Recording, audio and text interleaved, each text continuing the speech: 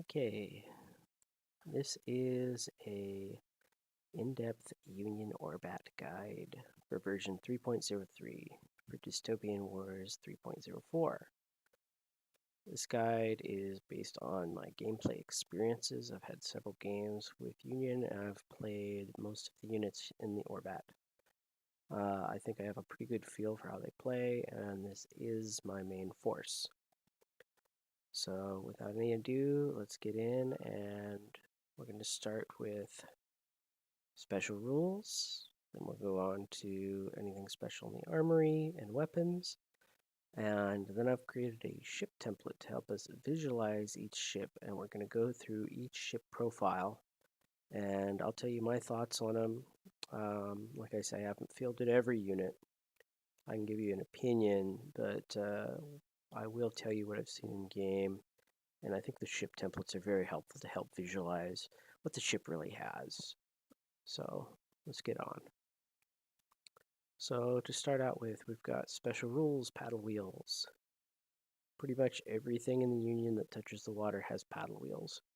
And everything that has paddle wheels has these abilities, contra-rotation and tactical cavitation. So contra-rotation is very good. It's you don't drift and you lose your mass from your movement. So a mass 2 ship essentially loses 4 inches of movement.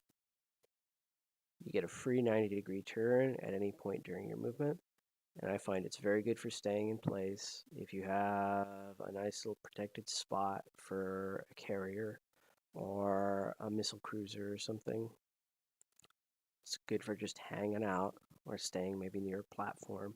It's also good for maneuvering in tight positions. Let's say it's you're trying to get through a real clogged up and congested area with dangerous water and islands or enemy ships, and you're not interested in getting disorder from a collision or something like that. Contra-rotation is very helpful. And another thing it could be very good for is, although I will tell you, you're probably better off just spending turn on this, is making sure if you have weapons in the rear to make sure you get a broadside on the enemy. But like I say, the arcs are forgiving enough. Regular turns are usually good enough for this. But one nice thing about the 90-degree turn is you don't move forward while turning, and that can sometimes be very, very helpful. The next thing, this is a very good ability in my experience, tactical cavitation. You don't always lose, you double your drift and you subtract the amount you moved from your move stat. Okay, so a mass 2 will move 4. You'll subtract 4 from whatever your move stat was. Technically, you're really only losing 2 inches. There's a few weird cases, like for example, the Enterprise drifts 8, so he only loses an inch because his movement's so low and his mass is so high. This is a unique capability because what it does is it gives you obscured against submerged attacks, including torpedoes, and they lose their homing if they have it. But normally torpedoes are used, and I think they're mathed out so that they are balanced for getting around things like obscured from cover, obscured from a shroud generator. They ignore shield generators. They ignore most defenses except sub-defense. Well, if you use tactical cavitation, you get your sub-defense and you're still obscured. It's a big deal. I sometimes use this if I don't have anywhere particular to go, and it's okay to go straight for most of the movement or for a large part of the unit's movement. I'll use tactical cavitation just because. I'm personally not clear on when the effect ends. Most effects that end at the end of the turn say they end at the end of the turn. Tactical cavitation doesn't specify that. The way we've been playing it is it ends when I move and don't do tactical capitation. Um, if there's an official ruling about it, I've missed it. Um, and when an official ruling comes out, I'll try to update this video, but keep an eye out for it. I think even if it's ruled to end at the end of the round, it's still a very good ability, especially since it's pretty much on everything. And keep in mind, when you look at special rules, you pay points for these, whether you know it or not. If you don't use these powerful abilities like Give 'em Hell or Tactical Cavitation, you're overpaying for your ships. You know, it's like, oh, I just pay an extra 30 points for my ships over everybody else that uses their rules. So if you're evaluating Union, when you look through these special rules, make sure you like them, right? Okay. Next, flash lamps. Pretty much everybody has this. I say flagships don't, but the senators do. They start out as a union or a unit of 2, and if a flagship attaches a unit with flash lamps, which basically any unit it attaches will have it, they get it. I love it. It lets me spread my ships out farther, but it also means that the bonus to defenses from a unit are granted by just generally more ships than people are used to. Sometimes guys out on the edge are actually still within range of both the other, say, cruisers in their unit. So I love it. Fighting Spirit. You win draws in assault. It's never come up for me. I've never seen a draw in an assault ever, and I've seen a lot of assaults. When I was learning the game, we would just intentionally initiate assaults just to get the rules down, and I have never seen a draw. But you have it, don't forget it, because you might see a draw. Semper Fortis. When you use a Valor card, you roll a die on an exploding hit. You do not discard the Valor card. The easiest way to get this is to take a Providence Merchantman. Otherwise, only the U.S. Monitor and the U.S. Texas have it. So seriously, if you like the ability, take a Merchantman. The Merchantman also lets you scry. You can look at the top card of your library, and if you like the card, you can put it back on top of your Valor card stack. If you don't like it, you can put it at the bottom of your library. You know, it's a niche ability. The Providence is only about 50 some points, and he also provides 2 gun batteries to support whoever he's attached to. So not so bad. Give him hell. This is the big one. This is the Union special ability. So essentially how it works is Fusillade and Gunnery weapons gain devastating, so they'll deal 3 hits on exploding hit. Your unit gets a disorder. However, do not apply the disorder until just before the repair. This is very important. I played this wrong for a long time, and it's actually it can cause a big problem if you do it wrong. You know, if you're in an emergency, you really don't want to put yourself into chaos and disarray or even take damage to avoid chaos and disarray in order to shoot. Oftentimes, my ships will literally repair the disorder off before they suffer any real effect from it. But you will have disorder on your ships, and that will make them more vulnerable to a lot of different things. But just keep in mind, do not apply the disorder until just before the repair. I would suggest finding some other marker than a disorder marker to remind you to apply the marker after you're done with everything else, shooting, assaults, everything, and then to actually do the repair roll on your ship. So just a note, the weapons that benefit from this are the Chesapeake Gatlings, gun batteries, broadsides, and the electro cannons. The electro cannons, so the Discovery and the Patriot Automata have electro cannons. They cannot do Give 'em Hell. And those are meaningful units that can't get it. Those are units that actually would really like to have Give 'em Hell. They can't use it. But if you want Give 'em Hell on electro cannons, the Mexico gets Give 'em Hell. And support platforms in a Pipeworks battle fleet can get electro cannons, and they have Give 'em Hell. So something to keep in mind. And other units that don't, most of these are completely irrelevant. They have missiles which aren't affected. I just make a note here. If it has broadsides, I guess it could use Give 'em Hell. But it's, you know, if you're using your broadside on your Roanoke, you're in trouble. And I don't think Give 'em Hell is going to get you out of it. The Enterprise, the Boston frigate, Roanoke, Valiant fast destroyer, Washington missile cruiser, Cheyenne sub, and the Puritan sub, and then Acrons don't get it. So all in all, it's a great ability. Use it. Try and just get in the habit of using it and announcing that you use it.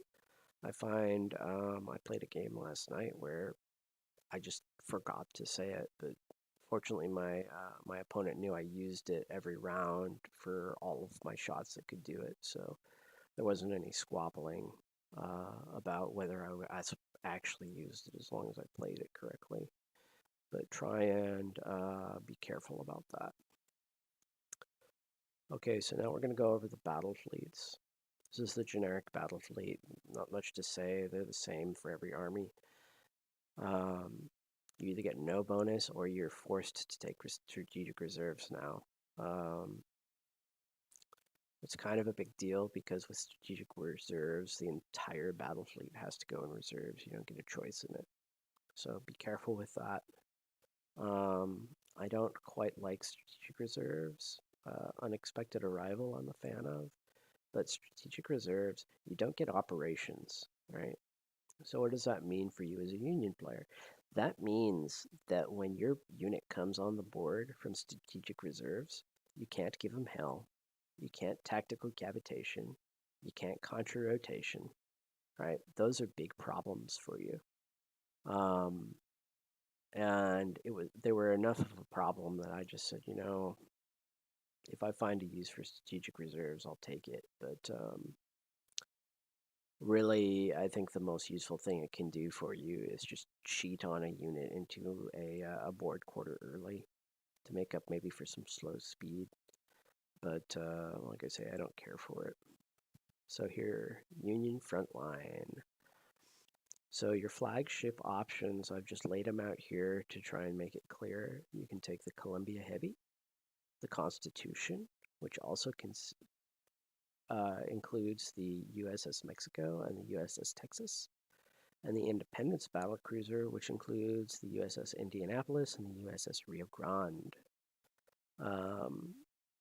You get a good number of surface units. I guess that's the normal number of surface units. You can take multiple Yorktown, which is very good. And you can take multiple Farragut frigate units, which it's all right. There's nothing wrong with that. And you get an air unit. The bonus is valorous conduct. If you take this battle fleet, which you likely will, it's a good battle fleet, just try to remember that you have a once per round Valor card that's Valor 50. There are definitely plenty of cards that are higher than 50, but the 50 is really nice to pull out of your pocket every now and then. Support. So this one, I don't need to do a chart for what flagships you get. It's just the Enterprise, the Liberty, and the Monitor. You can take multiple Roanoke's and Defiance on the surface unit. That's very interesting because one thing you can potentially do with Roanoke's is just attach single Roanoke units to a bunch of different units on the table. Defiant Destroyers are pretty good. I played them a lot, and I've kind of gotten to where I prefer rockets on my destroyers and my mass ones. I'm tired of having short range. And I like to put Chesapeakes on them. They give an insane Chesapeake damage output. Even just a unit of 3 with 6 Chesapeake Gatling guns. So, you know, that's give or take, but there's nothing wrong with taking a 100-point unit of Defiance multiple times. They also get an air. They get Command Override. That's a full, once per game, full reroll. So you actually have to cancel the entire roll, pick up every single dice, and reroll the whole thing, even the successes. If you've got it, definitely use it. Vanguard. So this is a battle fleet I feel a lot. I think it's kind of a crap battle fleet. I think it's a tax for Talon Assault, frankly. So the flagships you get are the Constitution, the America, and the Monitor. And of course, the Constitution includes the Mexico and the Texas. I like Independence. I think the America is interesting, but it's kind of a rough selection. I tend to like the USS Monitor the best here, but it's very expensive. You'll notice importantly that you only have 1, 2, 3 service units, and there's an error in my notes. You get to take multiple Farpoint platforms. That's the bonus for service.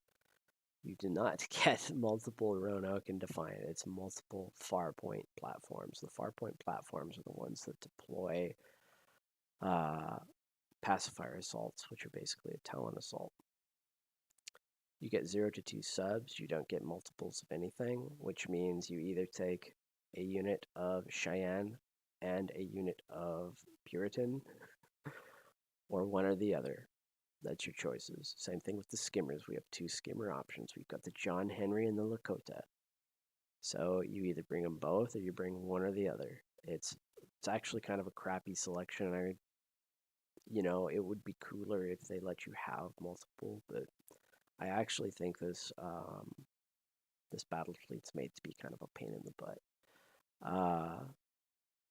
Like I say, it's Talon Assault, I think, is a good bonus. So what it is for every battle fleet that has Talon Assault, and the aerial battle fleet also gets this, you get a token. And then you can purchase tokens for 15 points. So the way this works is you have this token stack. Each token in the stack contributes 5 dice to an assault. All right. So if I have a stack of 5, it means I'm going to have a 25 dice assault.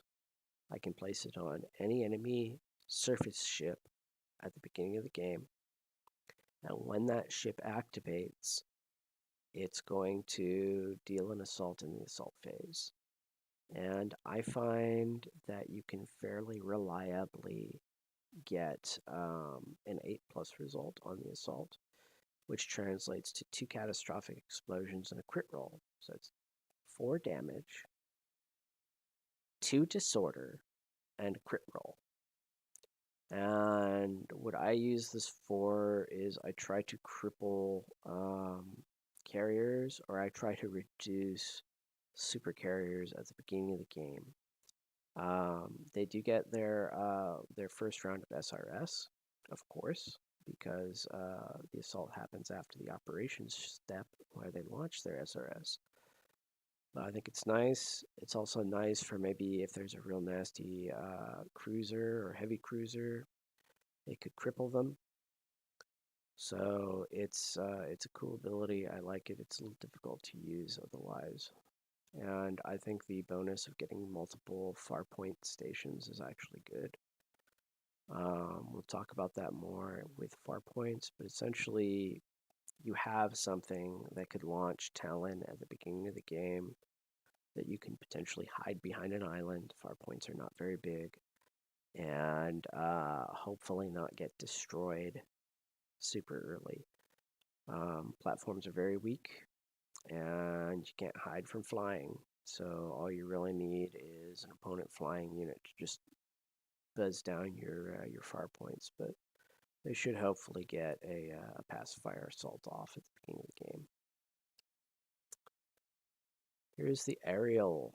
All right, so This is an interesting battle fleet to me. I have not played it. It gets Talon Assault. The only flagship you can currently field is a Constellation, which just becomes a flagship. That's just a normal air unit. And then the air is 2 to 4, and essentially you can take multiples of any of the air units except Patriots. They also get Talon Assault. This is a very cheap way to get it into your list if you're going to take air units anyway, and you don't want to take that miserable Vanguard battalion or battle fleet. It does list the Destiny. Destiny is just a name on a page. As far as I know, it doesn't exist. And a single Constellation is actually the cheapest flagship you can get in the game. And finally, we're going to come to the Pipeworks.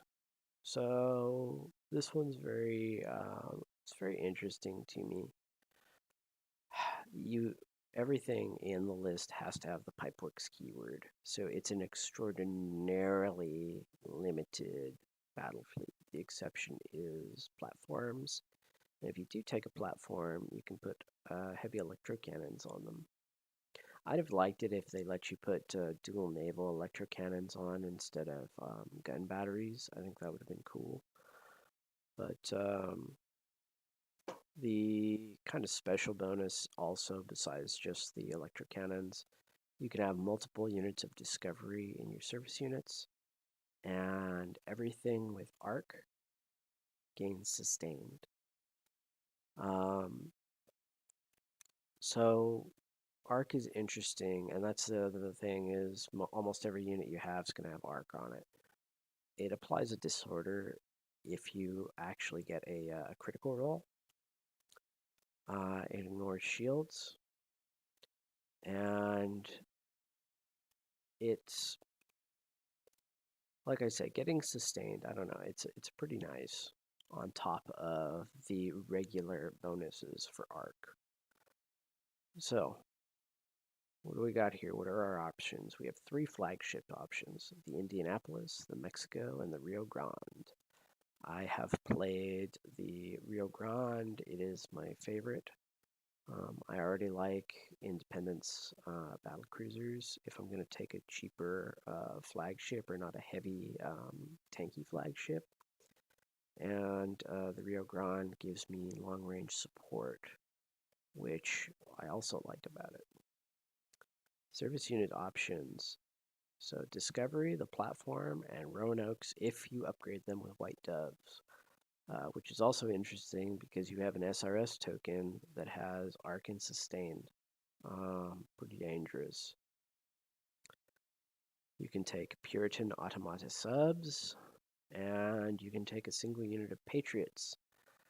And the Patriots can attach to anything with the Pipeworks keyword. So it can't attach to your platforms, but it could attach to, say, the Mexico.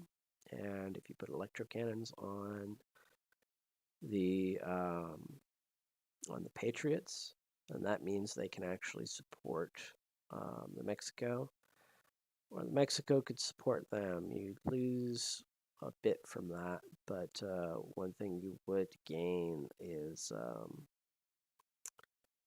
sharpshooter.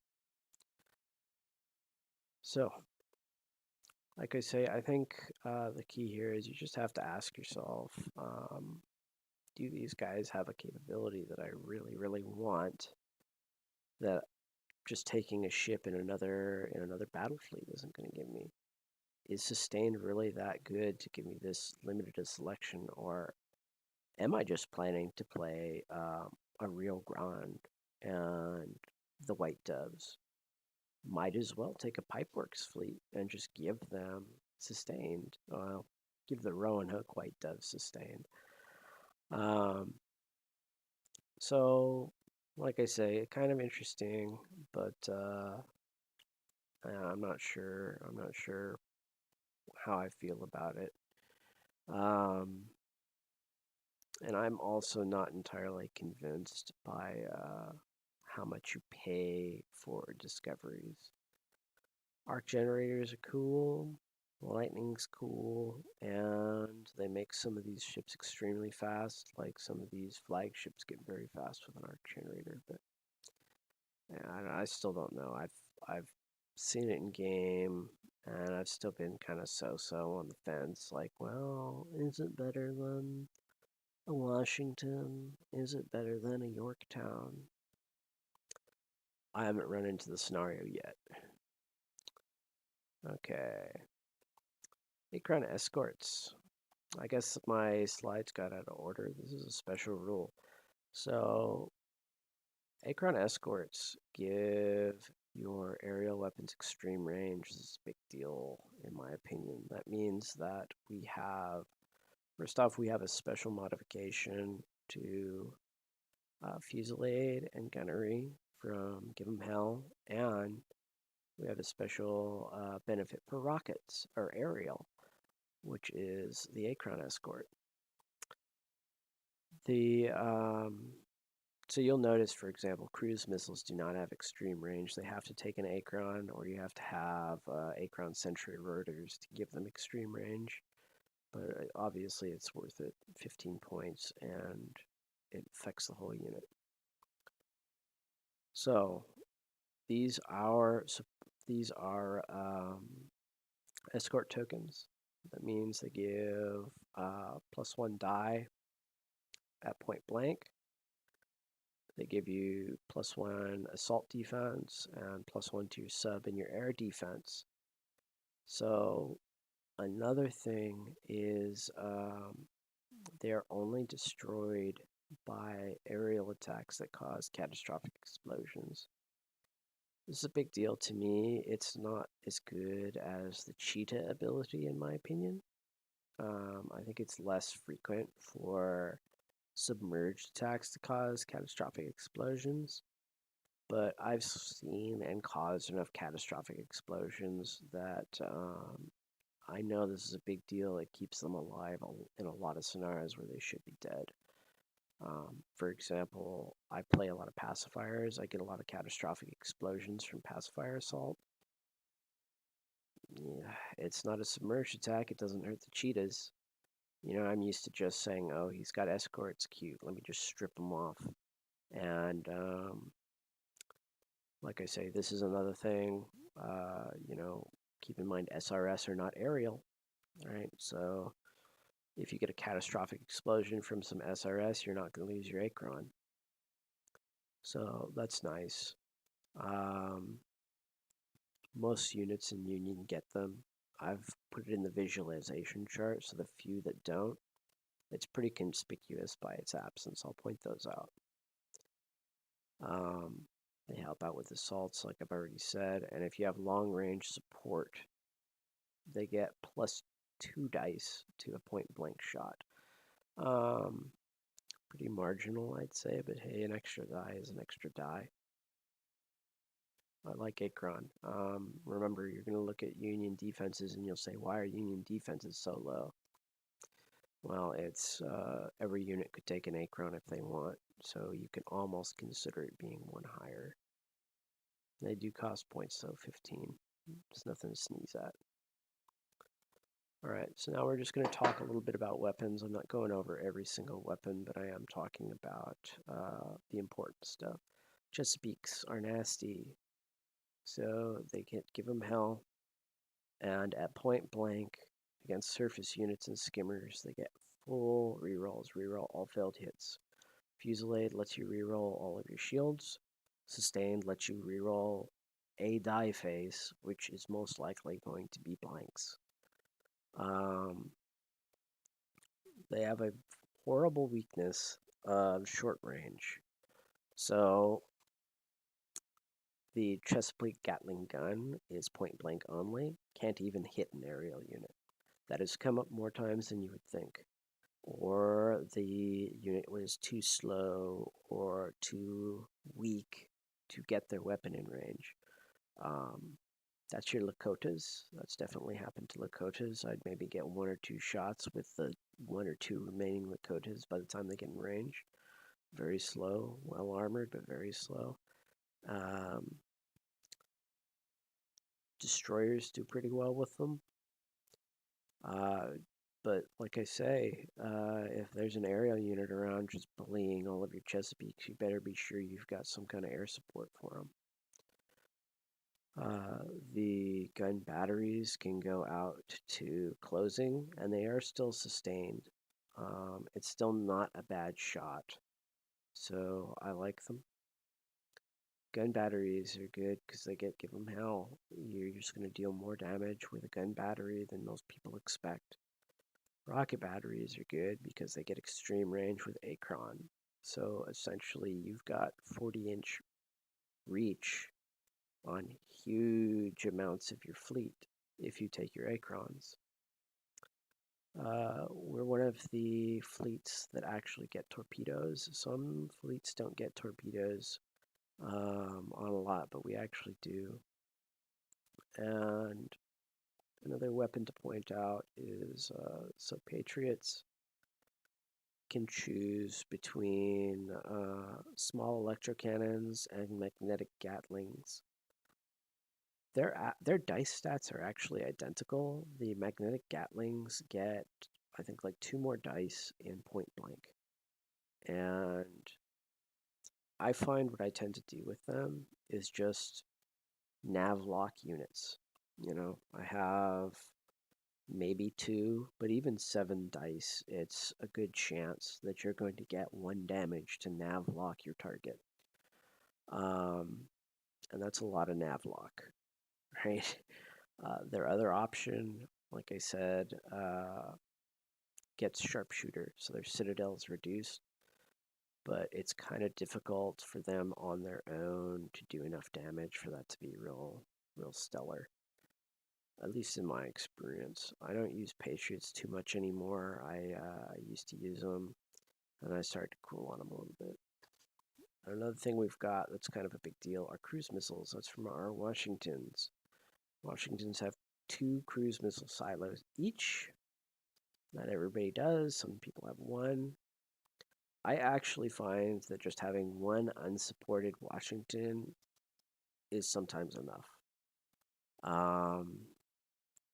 They're great for taking out Mass 1 ships. They're great for getting a little splash damage with their blast. Great long range threat. I seldom run out of ammunition on them. So, you know, it's nice to have supply. But I've taken the risk plenty of times, and it's turned out okay for me. Just seeing it on the table should have your opponent either spreading his stuff far and wide, so maybe it won't be able to take advantage of a generator ship or a Great Wall generator or something, or maybe they won't all be able to hide behind a certain piece of terrain if you can get an angle on them with the Washington. And sometimes if they've got a lot of ships, they'll start interfering with each other's movement as they're trying to stay out of blast range of each other. Excellent option. I like them. All right. So just to go over the ship template. So here's the ship stats. If these are filled in, that means the ship gets an escort and how many they get or are allowed to take. If this is filled in, they may take an Acron. Orange is used for heavy. Pac-Man is used for light. So that's light weapons are gun batteries, rocket batteries, Chesapeake Gatling guns. Heavies are heavy gun batteries, heavy rocket batteries, and Chesapeake Gatling batteries. Okay. These fast forward buttons represent torpedo salvos. If a certain one is colored in, it'll mean they either get a heavy torpedo or Sperry or light torpedoes. These are broadsides. Heavy broadside, broadside, light broadside. And then the bottom here where I got a little lorem ipsum text, which is just gibberish, that's where I'm going to put notes. So let's move on. We're going to just start out. We're going to go through the flagships. We have the America Special Ops, Independence, which is also the Indianapolis and Rio Grande, Constitution, the Mexico, the Texas, Columbia Heavy Battleship, USS Monitor, Senator Command Cruisers, Liberty Battle Carrier, and the Enterprise. Okay, so here's the America. So just visually, what can we see? They get 2 escorts, an Acron. They have 2 light guns that face forward, so they can't shoot rear. They have 1 heavy gun that can shoot forward, can't shoot rear. Heavy broadside torpedo salvo. All right. So what does this guy have? He has abysmally weak stats. He is very, very reliant on his shroud and shield generator to stay alive. He has a special rule that lets him apply his shield generator to his shroud generator.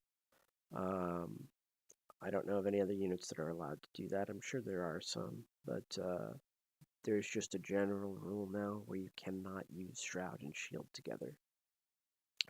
You can have a 15 dice pacifier assault. That should be enough to cripple a cruiser. Pacifier assault's very hard to get off because you need to be within 20 inches of a target in your operations step. The America is actually relatively fast at speed 9, so he might have a chance in hell of actually getting into range of pacifier assault before round 3. So it's a decent option. The thing to note is he's 223 points, which is cheap for Union flagships. Probably cheap for flagships in general. He has priority signals. That means if somebody counters a Valor effect of yours, you get another shot at it. And I'm just making a note, he can't actually take extra generators beyond this. I've played the America. It's nice if you want a cheap ship, but you know what? Those generators are just too easy to circumvent. Torpedoes, there's a Valor card that just turns them off. I've had my America killed by that before. Rams, assaults, you know, a Colossus shows up, just kills the America. It's a joke. And then if you look at the spread of his hull points, he doesn't have very much battle-ready hull. It's an even split, but you'll see there's better options. Okay, the Independence. This is the America, essentially, but it's got an extra gun facing aft. Again, Independence cannot choose to take other generators, but it does start with a magnetic and a shield. The magnetic generator is very nice. I really like magnetic generators. They're good for anti-SRS stuff. And even if you're not dealing with SRS, it still makes all aerial attacks, which are going to be longer ranged attacks. Their heavy hits only count as hits. So 1 hit from the heavy hit, which is very nice. When we look at the stats, we can just see this is a better spread than what the America had, right? 7-3. So you're going to be battle ready a lot longer, and we're cheaper. And I think we're a little bit faster, actually, yeah. This one is going to be moving 10 inches a turn. That's pretty fast, you know, and it's even got better turn. So I field Independence when I can. I don't always get to because I've been playing a lot of Vanguard battle fleets, and you can't take the Independence and the Vanguards. The Indianapolis. So this is interesting. These weapons are fixed gun batteries. Very important to recognize. But they get a special rule where they're railguns. They have a support value of 1, and they get a +1 action die when targeting skimmers and air units, and they get -1 against subs. I don't really use this guy, but also keep in mind on top of these gun batteries, he has lightning from his arc generator, and +2 speed, which means this flagship is moving a blistering 12 inches a turn. I think it's actually a big deal. Like I say, I haven't played the Indianapolis on table too much, but because it just if I'm gonna take a weaker, it's 142 points, and it's just gun batteries, and I mean potentially the way I understand gun batteries is each gun adds the die, so it's potentially +4 dice against a skimmer and air unit. But you know, you can use the speed, I guess, because you basically have to get in point blank with the stupid thing. Um, because the aerial unit will give you an extra range band, and you want to be in closing with this guy. So, yeah, I don't know. The Rio Grande, though, I have different feelings on. It is 242, which is right at the mid range for Union. It's got rockets. I value rockets. It may take an Acron, so it's going to be extreme. It still has lightning for close range. And we also have a kind of interesting rule called thermobaric, which, I think it's cool. I've been able to do it a couple of times. I actually don't get that much damage out of it. But what you do is you roll your attack action pool, and before you roll for your explodes, you can use a Valor effect. And essentially, all of your initial hits count as exploding dice if you beat the mass of the target ship. So it's got potential. It's just in game. I haven't seen it perform all that well. That could just be bad luck. But it's so cumbersome that it just kind of gets canceled. You don't get enough exploding hits in the first place. You need 4 against a cruiser or something that you're really trying to get a lot of penetration on, or like not a cruiser, a battleship or a battle cruiser. You still need 3 if you're talking about a regular Mass 2 cruiser. And yeah, I don't know. It just if you really think about it, an exploding hit's a 1 in 6 chance. So how many? You need like 24 dice mathematically to expect to be able to use thermobaric on a battleship or a Mass 3 ship. And you don't have rockets suck at supporting each other, so you just don't have those dice. Even a 9 dice pool, you're only getting 1 or 2. That's not enough to use thermobaric on a cruiser if you're firing them individually. So I don't find that the ability comes in too often. Constitution, this is like our face ship. This is the battleship everybody knows. I'm not in love with Constitutions. 248. It's got essentially you can do 3 guns forward, or 2 guns to port or starboard, or 2 guns aft, right? That's pretty nice. So no matter what direction somebody is on this, it's got 2 guns facing them. Has an internal shield generator, and you can take generators here. You also notice that these get more escorts than the previous ships we were looking at. This gets 3 escorts, which will pump it up quite a bit. I haven't found a good place for Constitutions in my heart yet. If I want a faster flagship, I'll take something like an Independence or even an America. If I want a tougher flagship, I actually do take Columbia's and Monitors. Our Columbia's and Monitors suck compared to the Alliance ones, but I've taken them as a tank ship, and they have done very well. I've enjoyed them. USS Mexico, I'm really not sure about this guy. No escorts, not even Acron. So what you see is what you get, and they have reduced Citadel for what it matters. It means you might not even take 2 damage, but you get a crit roll. They're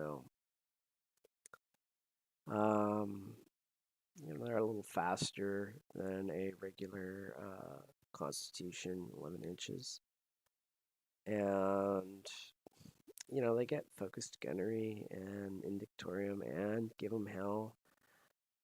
Maybe the damage is there, but really you just have a heavy torpedo and two electric cannons, and you almost certainly want to pay for some Patriots to support the electro cannons.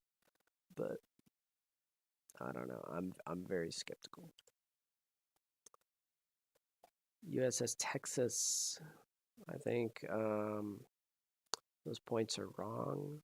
Unfortunately, it's about 300 points. It's 299, I think. The Texas is fixed to having heavy guns. The big deal is it gets Fortunes of War. Okay, and Semper Fortis. But Fortunes of War is the big one. Fortunes of War is what lets you cancel Valor effects. Generally speaking, if you're going to play a competitive list, you want Fortunes of War. You have two options in Union. You've got the USS Texas and you've got the Enterprise. The Enterprise isn't hard to take and it's a decent ship, but if you're not taking the Enterprise, the Texas is your only other option. I have not played the Texas yet. In a lot of test games, we're not too worried about getting Fortunes of War, and in fact, we want to be able to see what the Valor effects even do, right? How do you know what to cancel when you haven't actually seen it on the table? There's certain effects that sound weak and are actually extremely powerful, and there's certain effects that sound powerful which aren't that big a deal. So I haven't worried too much about Fortunes of War in every list. If I am, I've probably got an Enterprise in there. If not, the Texas is your only other option. Columbia Heavy Battleship. No generators. 2 broadsides. Do not forget you have 2 broadsides. No torpedoes, 2 broadsides, okay? Also 4 escorts. So you'll notice your defenses are low. But if you put 4 escorts on there, you're sitting there pretty nice at 10 air defense, 9 sub defense. So I like Columbia's okay. The Alliance, actually, look at that price, 278. That is accurate. That is not your eyes deceiving you. It's extremely expensive. It is a brick. We can't take generators. Alliance can. Alliance have cheaper versions. They don't have A-Crown, I guess. But I like them. When I want a tank ship, it's the Columbia or the Monitor. And speaking of which, here's the Monitor. When I can take the Monitor, I take the Monitor because it's got pacifier assault. Same stuff. It's a little more expensive than the Columbia, but I find that the pacifier assault, the potential of having the pacifier assault is a big deal. And yeah, the light weapons on this, by the way, are I think they're rocket batteries that are fixed in place. You can't change them. Senator command cruisers. These must have rockets. They have Skyfire command codes. That's the ones per game reroll. Skyfire is reroll blanks versus aerial. Long range support. Marginal. I've never seen it come into play. You can only ever have 1 Acron in a unit. So it's really just +1 die, maybe, if they're in range of you. And they're point blank. And their Acron's not dead. This is a unit of 2 ships. They have magnetic generators, which means they're going to be pretty tough to aerial. You're going to think their air defense is kind of low, but they also have magnetic generators, and they can take up to essentially 3 escort tokens with the Acron, and they have another guy in the unit. So you can almost imagine that if you pay the points, it's a +4. So really it's 9 air defense. and 8 sub-defense. And like I say, when you're dealing with that air, you got those two. You've got those two magnetic generators, which are excellent, and they'll be very good for dealing with SRS. Liberty Carrier. This is our battle carrier. You notice he's got 5 hull. He's got okayish armor. He's pretty slow. Well, 9 inches. It's not too bad. The thing I would kind of point out with the old Liberty Carrier is 80 points gets you an Enterprise. And the Enterprise's crippled capacity is almost the battle-ready capacity of the Liberty. The Liberty's advantage is these heavy weapons are not locked. You can actually put different heavy weapons on if you want, and they have better firing arcs than an Enterprise. Not much to say. We get launch catapults in the Union, so we have even more range. It's even harder to avoid our SRS. And your combat air patrol value is going to be 4. You can dump 4 SRS at the start of the game on anything. Or, I guess first turn on anything. Here's the Enterprise. You'll notice I have these slanty gun batteries. It's because each has only 2 facings. As you can see, the port or left side of the ship is generally the side you want to face towards anything you would want to shoot. It's got 2 batteries on that side that can support each other, or 2 that can go forward. But on the right side or to the rear, you only have 1. We have Fortunes of War. We can take up to 4 escorts and an Acron. High defenses, even though this is a nice fragile supercarrier. 7 hull is nothing to sneer at with 8 armor and 16 citadel. Some supercarriers have 8 hull, but I've been happy with the Enterprise every time I've fielded it. I've never had any serious issues with it. It's always felt like it's been worth its points. Again, that's an error in points. I'm not going to redo this presentation, but it's about 330. And I find that it's worth every bit of it just for the Fortunes of War. And the SRS capacity is nice. A 5 SRS combat air patrol is also nice. But I find as Union, you don't really need to use combat air patrol. You've generally got you've got enough range to launch your full complement. All right, that's it for the flagships. Like I said, generally, you're probably going to be taking an Enterprise. I think an Enterprise battle fleet set is an excellent investment. I've fielded the America. It's not bad-ish. I would rather have, even though it's kind of the shittiest version of the ship, I'd rather have either the heavy battleship, the Columbia or the Monitor, and go heavy, or I'd rather have a battle cruiser and go light. Fast, light, special application. Like I say, I've enjoyed them when I've fielded them, and even though the other battle cruisers besides the America have somewhat low stats, they have a lot of hull point distributed to battle ready. So even if they're taking damage, they're not really screwed over by it until maybe round 3. If you can destroy them by round 2, but maybe round 3 they'll still be round 1 and 2 they should still be battle ready when you activate them. All right, so our frontline ships. So I'm kind of separating these into ship box. I really suggest that that's the way you evaluate ships, unless you're salting it, because I think they only have 1 freaking sprue for like 30 different ships. But the frontline box for Union makes Intrepid lights, Yorktown Regulars, Lexington Heavies, which can also be the Dead Presidents, and the Reliant Monitor. Here's the Intrepid. We've got a rear light weapon.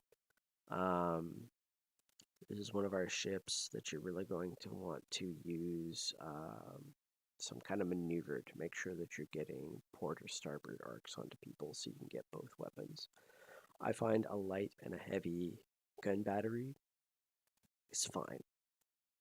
A light gun battery supporting a heavy gun battery, that's a good pool of dice. Nothing to sneeze at.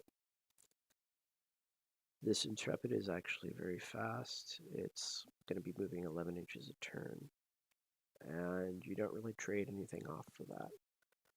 So I like them. No torpedoes, as we can see, and a regular broadside. I don't field these guys too much. They do have Vanguard, which is nice to see on like a light cruiser.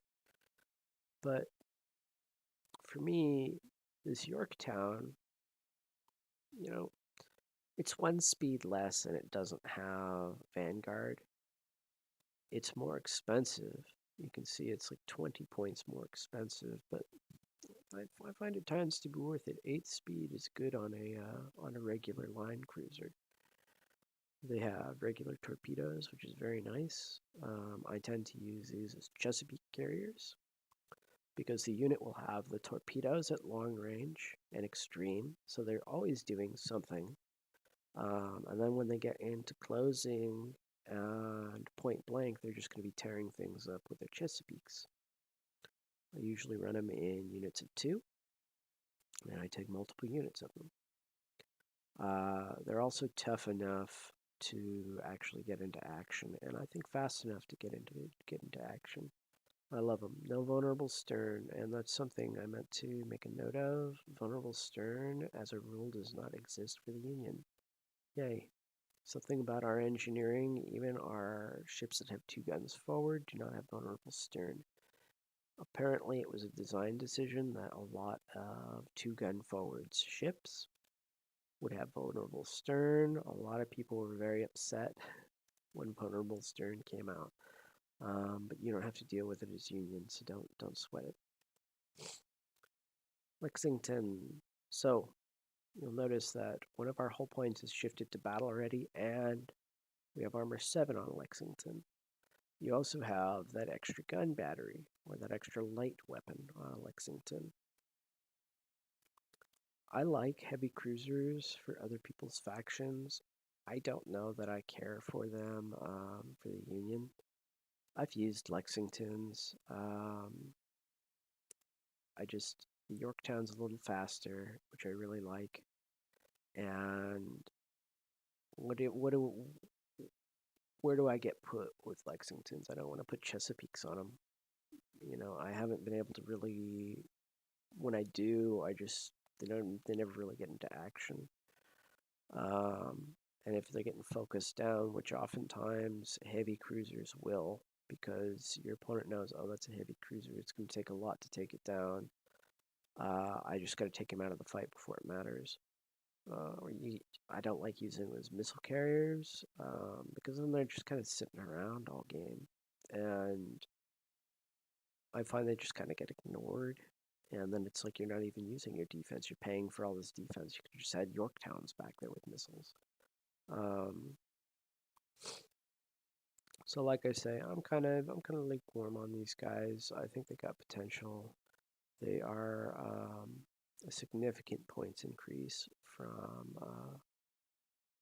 Yorktowns, but they are a significant defensive increase, and the extra gun can be nice. But like I say, on the table, I just haven't noticed. I find myself wishing I was just running Yorktowns. The Dead Presidents, I have actually not used these guys. Their weapons are locked to gun batteries. Devil's Own Luck is extremely powerful. It might be worth taking them just for Devil's Own Luck. You just get, you could discard any card and cancel any Valor effect. It's a big deal once per round. So you get to do it multiple times during the game. That's very nice. I don't know. I just haven't been in a position where I wanted to use them. Like it's Shadow Hunter, which is cool. That means you get to redeploy them before you actually start play. They have 4 dice repair rolls, which is cool. And they have shield generators, and you don't lose a gun for them. They're already the heavy cruiser. They're already defensively pretty tough, and they have pack hunters, so they'll get a little extra damage of those gun batteries. It's just about 500 points, and I personally don't think they have the output. Maybe you could take some serious advantage of give them hell, but at the end of the day, they're still heavy cruisers. Yeah, they've got that shield generator. But really it feels like you're paying 500 points for Devil's Own Luck. So I'm not too impressed with them, but they are good.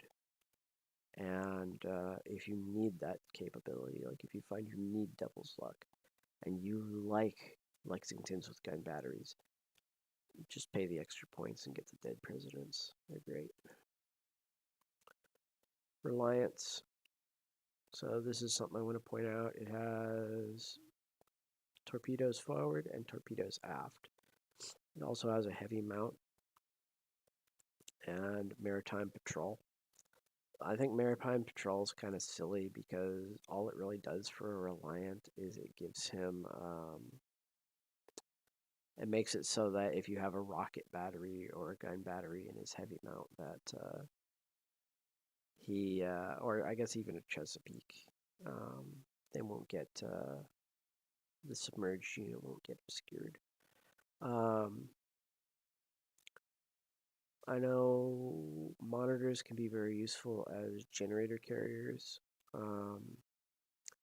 If I ever find that my meta turns hyper SRS and I just can't make any headway because of SRS, I'll probably take a monitor or two, probably single monitor units, so that way they don't give up victory points if they die.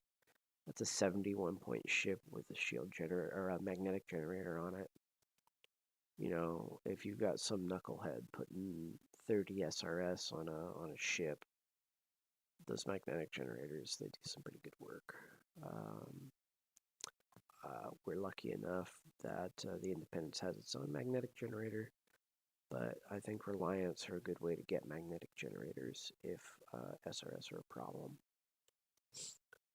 All right, but like I said, I didn't dwell on it too much. Yorktowns, if I was going to build anything with my support sprues, Yorktowns is what I'd build first. I don't find I need that extra inch out of the Intrepids, and I don't need the Vanguard either. I've got frigates that can do that, and that's what I tend to kind of do is just use the frigates. But like I say, don't sneer at them. They are pretty cheap. They're pretty affordable. All right, support ships. Now, what's up with support ships is these don't directly compare. Almost all of these have a special application. You just ask yourself if you want the application, and if you do want that, you take them. That's your only option. The California broadside attaches to a flagship. If it does not attach, it can take an Acron. They do not have a squadron. So they have heavy escort now, which means it's given +3 defense to +2 defense to anybody in 5, but +3 defense to the attached flagship. +1 hand limit. Awesome.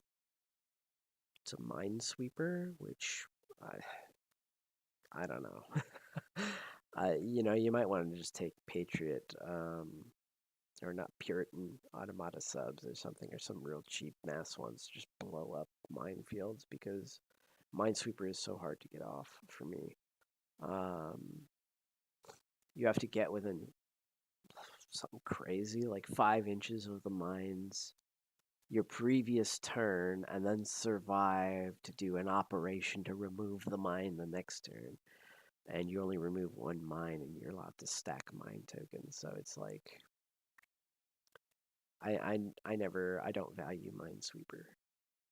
Um, just in game, it's just too cumbersome, too difficult to use. Supply depot, excellent, excellent, excellent, excellent. It removes disorder. It resupplies cruise missiles and freedom incendiary bombs. But we are -1 hull. Now, another interesting thing about the California. We have two sources of supply depot, and we want it as Union. The Oklahoma support platform and the California, they're the same points. The California is actually tougher, even with the -1 hull point. It's tougher than an Oklahoma, and it can move. The Oklahoma has advanced repair facilities, but I have very seldom managed to heal damage with advanced repair facilities. Like I say, if you have the points, take a California. I find at the end of the day, I seldom have the points for the California, and you remove the disorder. I think at the on the California's activation, and it's seldom I even remove disorder with the stupid thing when I do bring it. So I seldom bring it. It looks good on paper, but a lot of times I find it's just a waste of 60 points in my games. As I mentioned earlier, I seldom run out of ammo for cruise missiles. Even if you run out of one silo, you should still have another silo unless you're very, very unlucky. Maybe use command override, right? Like if you've got a command override, if you've got a support, um, command override that dice pool. Supply depot removing disorder. Honestly, it's never happened. Maybe it's my own fault for activating things in the wrong order or getting too far away from the California, but I've never gotten any value out of it. So like I say, and 60 points is sometimes a big deal in this game. So California, it looks good on paper. I'm sure everybody will tell you it's amazing. On the table, I haven't seen much out of it, so I seldom bring them. But I mean, hey, I got one on the paint table. Even though we'll see how it turns out. Maybe I'll warm up to them. Discovery, I am not warmed up to these. It's got a rocket battery and a heavy electro cannon, Indictorium. No escorts, no Acron. You know, I don't like the support cruiser hull so much. I mean, it does. It's okay, right? It's like completely average at everything. Um, but these discoveries, they want to get into point blank range. They do have this speed.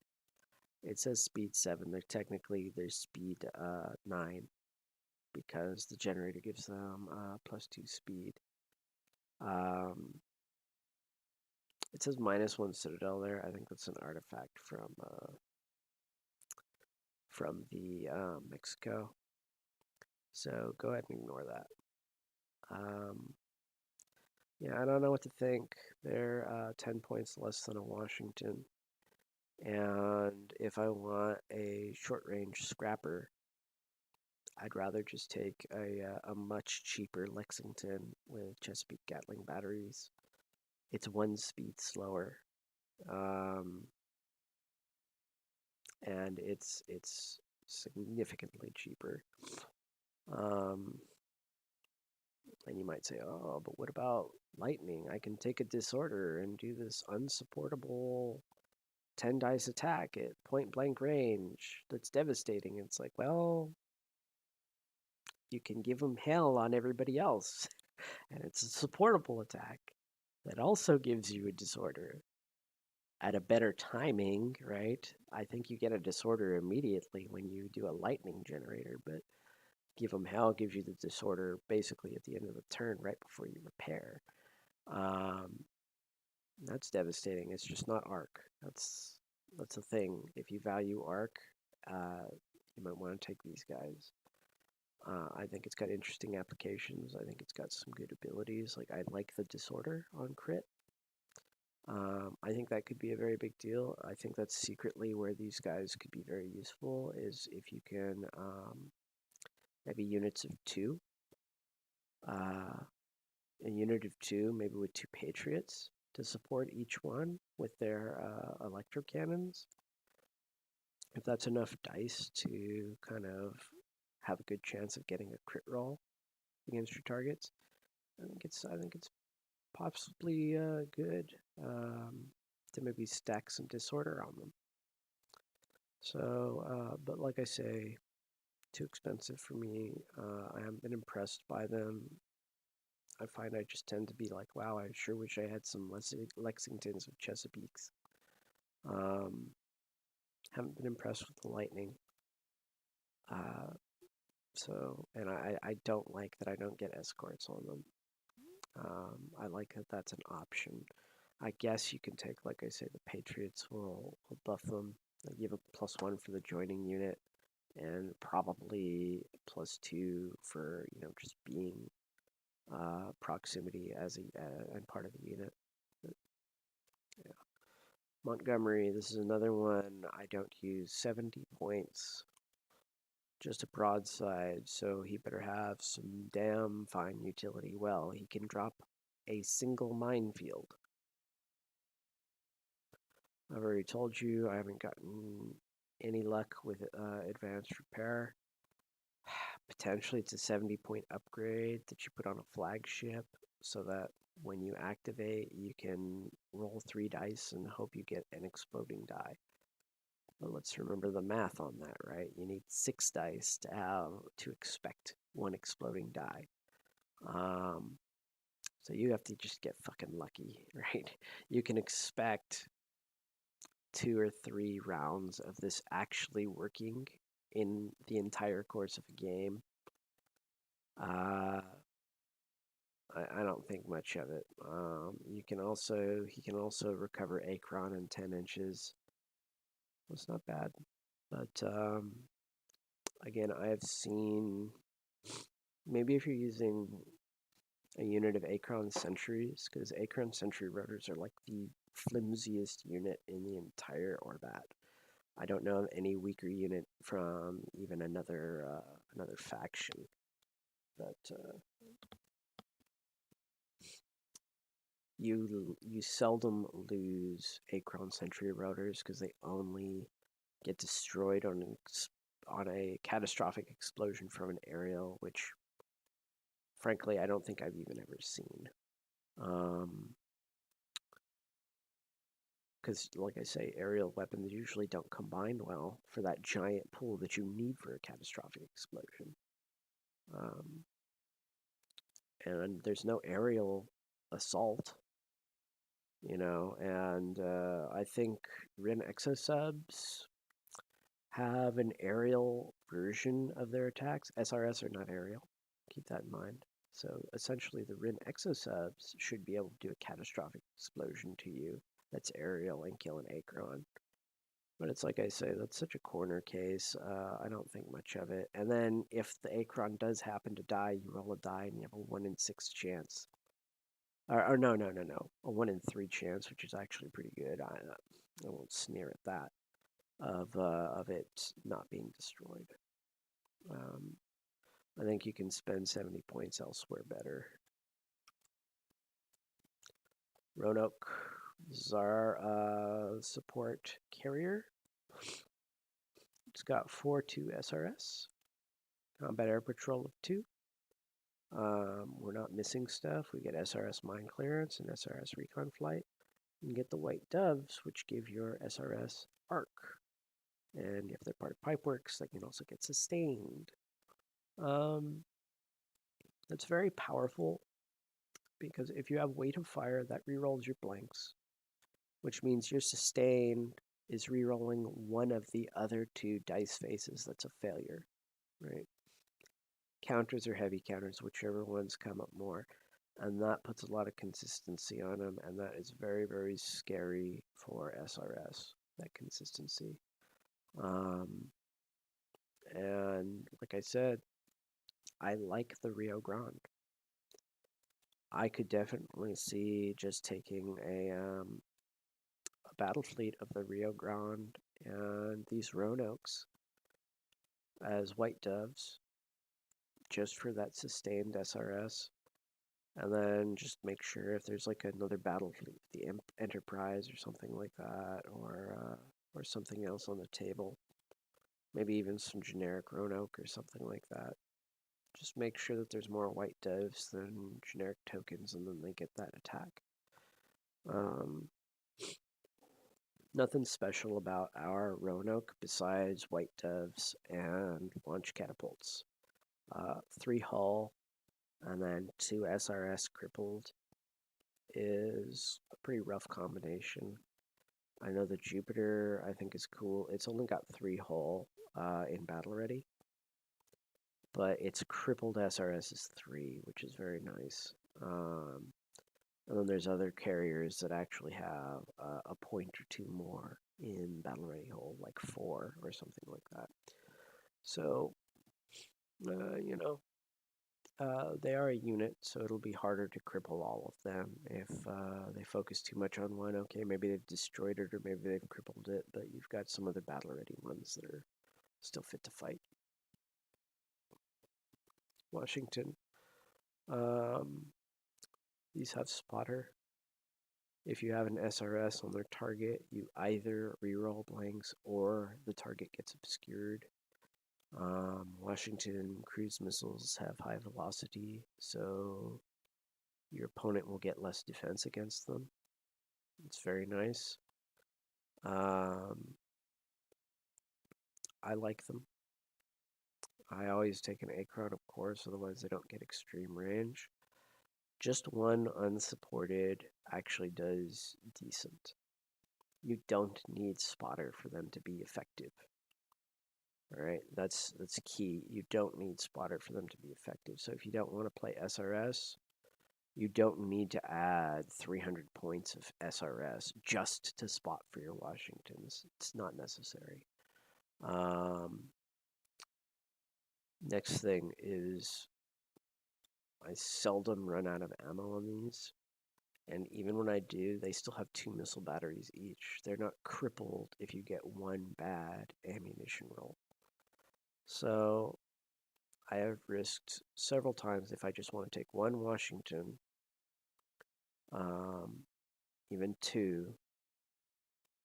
I think all the times I've done it, I've run out of ammo on one silo one time. And I've shot them every turn. So like I say, the California could be useful there. The Oklahoma could be useful there to make sure you can get your ammo back, but it hasn't been a big deal for me. Just seeing them on the table is usually enough. I usually do each silo individually. 10 dice at extreme range is usually enough to do what you want to do. But, or each ship supporting, both silos supporting themselves. That's usually enough. Like I say, I like these guys. They're very expensive, so I say don't take more than you think you need. And don't support them more than you think you need. Do not take SRS just to get spotter. It's not that big a deal.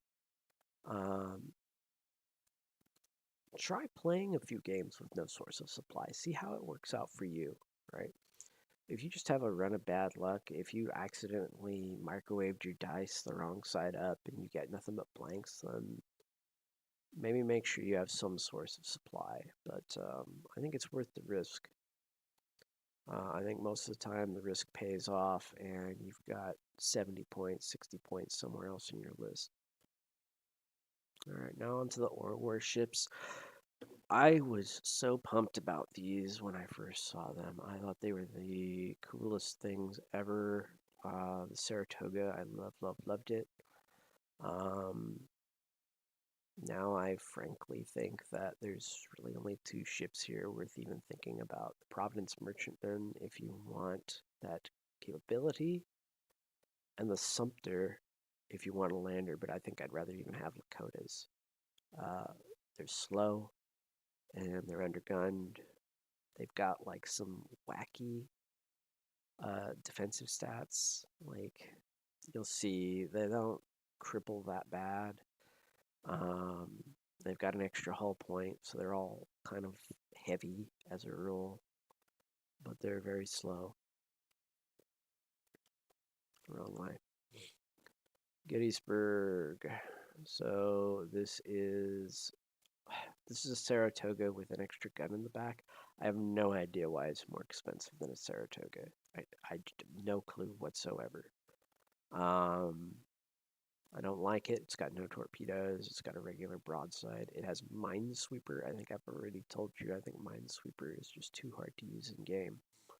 This is one ship that should stay alive if it gets a chance to try to do a minesweep. But look at that speed 6, man. 8 inches a turn maximum. It's slow. I don't like them. The Gettysburg. Let me make a special note. The Gettysburg is the only war ship, including like the Columbia, that can take a generator. For whatever reason, they were updated to take generators. That'll put it to 105 points. I'd rather have a Reliant monitor, you know.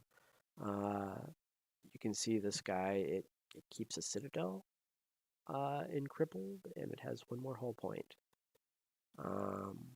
Otherwise, it's like a very expensive Reliant monitor. Well, let me take that back a little bit. It does have gun batteries, whereas the Reliant does not. If you put a generator on the Reliant, you're just relying 100% on your torpedoes. But I don't know, an undergunned generator ship for that many points, it just doesn't excite me. And something so slow and unmaneuverable, well, you know, it's got a regular turn rating, but something so slow, it doesn't excite me that I've got an aft gun. Can't take an Acron. Providence Merchantman, this is the only real way to get Semper Fortis, and useful freight lets you scry, and it attaches to a flagship. Not bad for 57 points. I wouldn't take it, but I think it is an option if you really want Semper Fortis. I might find I really start to want Semper Fortis. Could be a very powerful ability. Might save you a card a turn. You know, we'll see. But like I say, I don't know that I would take one. Saratoga, I have played so many games with Saratoga. I have played game after game after game after game with Saratoga trying to get them to work. So they cannot take generators. They have pacifier assault. They actually can put out a very lethal pacifier assault. Here is the problem. They move very slowly. You will have no targets turn 1. Round 2.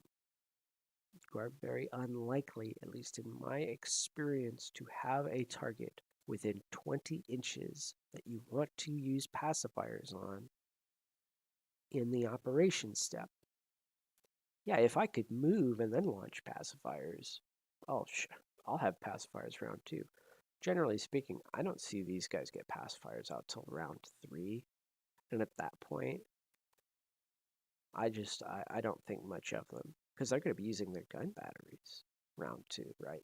After the move, they'll have plenty of targets in 20 inches, but before the move, they don't have anything, especially if your opponent knows that the pacifiers are a threat, and they should, because they are. Kind of expensive. They cannot take generators. I suspect an atomic generator will make them better at being pacifier carriers, because then they'd be only 101 points if they went down in points taking it. Not all ships do. Yeah, don't like them. No torpedoes either. They're just kind of, like I say, overpriced and undergunned in my opinion. A light battery and a heavy battery are enough. That gun configuration, both going forward, is fine. The gun in the aft is a lie. Again, I put this presentation together relatively quickly. In my update, I'll make sure to proofread it.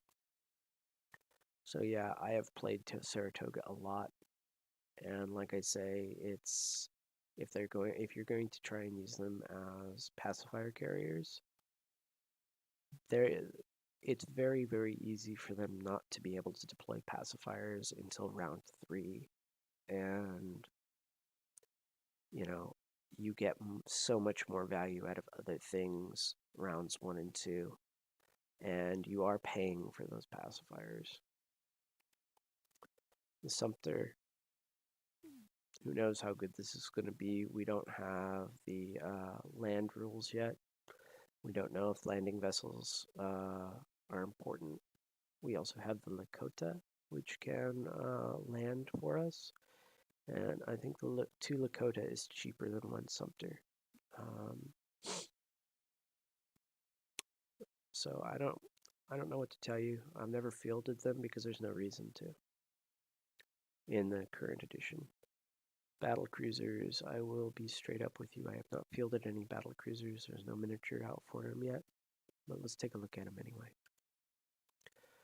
Chicago long range support. There are easier ways to get long range support. This has America stats. In fact, it gets, I think, worse armor when it's crippled. That's not very strong. 1 heavy gun, 2 light guns. I don't think much of it. Nashville. If I was going to field one of these, I'd probably field the Nashville because it's got an extra gun, extra heavy gun. And it is a mine layer, and I'd rather lay mines than sweep mines. You're guaranteed to get your mines on the table before sub-deployment, whereas the mine sweeper is very unlikely to be useful. Like I say, I don't have experience with these guys. They're not unreasonably expensive.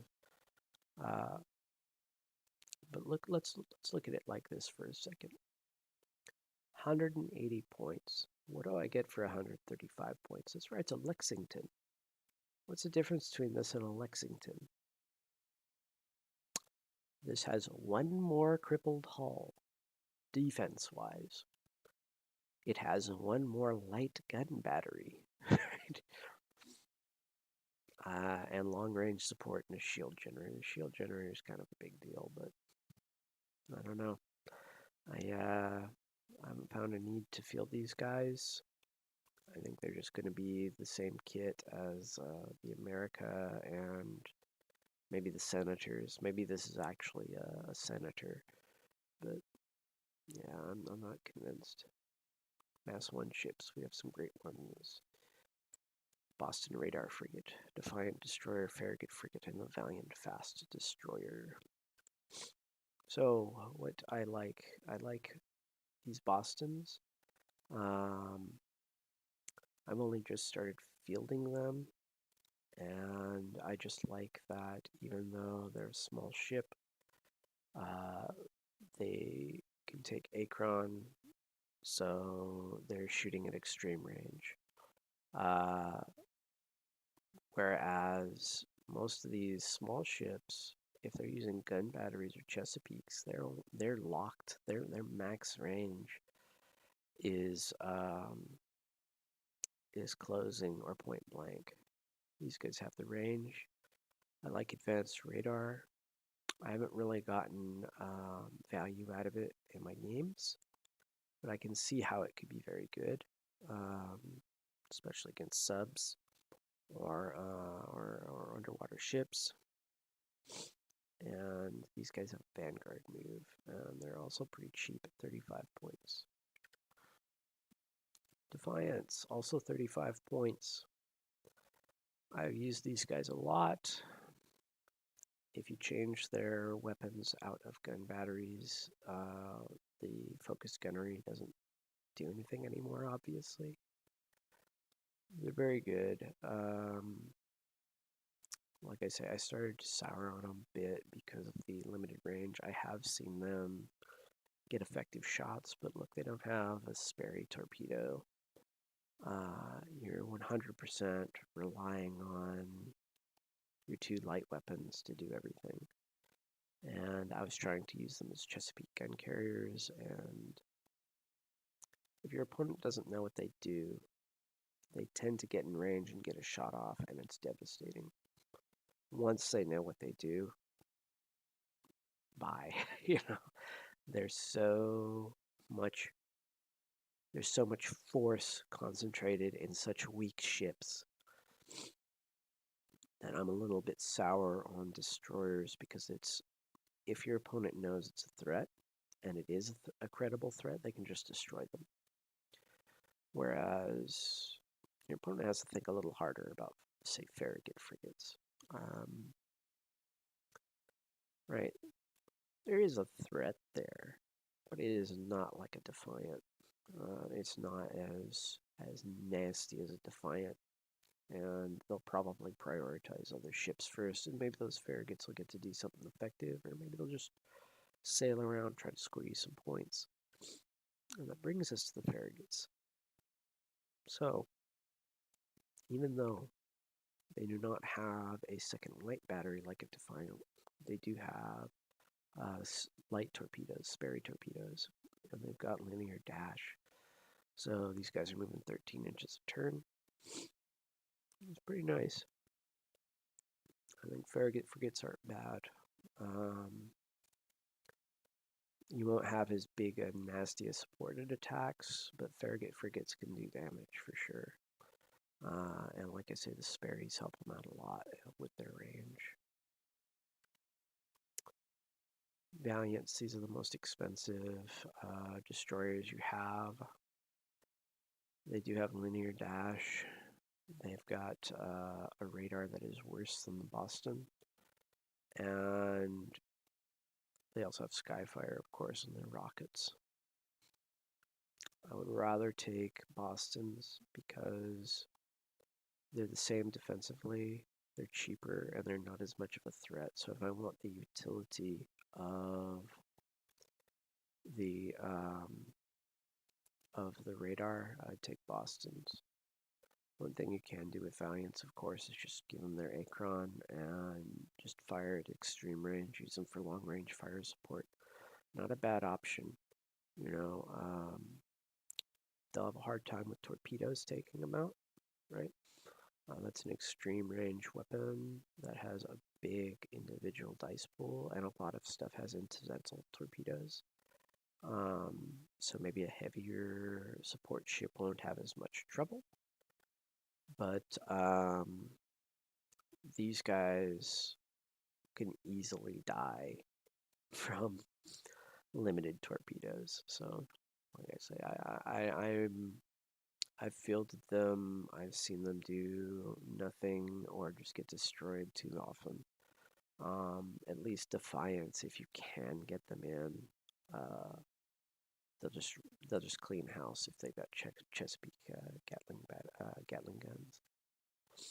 Right, platforms. A note: I have been playing with Union platforms a lot. Honestly, I think anytime I don't play with far points, I just wish I had far points. I think Union platforms can actually see play. The Mass 2 platforms are legit like the size of an SRS token. They're so easy to hide, considering an island is supposed to be Mass 5. Just think about how big an Enterprise is, and then think a proper Mass 5 island should be bigger than the Enterprise by at least a little bit, so you can easily hide a couple of bases behind that. The Mass 3, however, is freaking massive. It is colossal, gigantic. In fact, the Mass 3 is almost the size of the Mass 4 Enterprise. It's just gigantic. I don't think they're going to be worth anything. Just generally, platforms are really, really easy to destroy. And if your opponent plays his cards right, he can score extra points off them. So let's get going. Colorado, the circle denotes that it's a 360-degree fire arc. I don't know that I'd ever field these. You're paying 60 points for heavy escort. That's it. Colorado. Well, this is not the Colorado. This is the far point.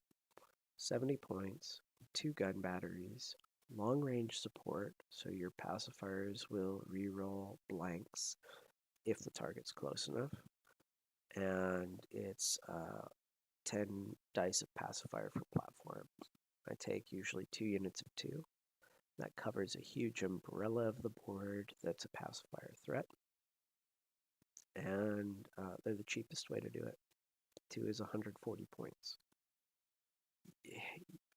You get like not even a Saratoga and a half for that. And these guys forward deploy. You don't need line of sight for pacifiers. They can also take escorts. I don't take escorts on mine. I just leave them defend for themselves. And they do pretty well. If you get the guns, it's a bonus. Since you're hiding them, a lot of times their stats don't matter. But sometimes just 2 rounds of pacifier assault. Pretty nice. And just a quick word on pacifier assault. The magic number, in my opinion, for a cruiser is 3 tokens. The magic number for a battleship is 6. 2 pacifier tokens don't really do shit. You kind of need to take units of 2, and you need to put all 4 tokens on 1 cruiser in order for them to do things just the way the math works out. But like I say, I like them. Again, this is far points. This is mislabeled. These are far points. Freedom. I wouldn't take this piece of garbage, frankly. I don't know what else to say about it. It has heavy escort, armor 5, and your opponent scores extra if they kill it in an assault. Oklahoma. I've tried this, right? It's got useful freight, so merchantman minus Semper Fortis, heavy escort, nice. Supply depot, nice. Advanced repair, nice. It's like all of your support ships packed into one, minus Semper Fortis, for 68 points. It's just a couple points less than a Montgomery, and you've got everything a Montgomery can do and more. Oh, except for the mine, right? You can't throw a mine out on it, but I've fielded them, and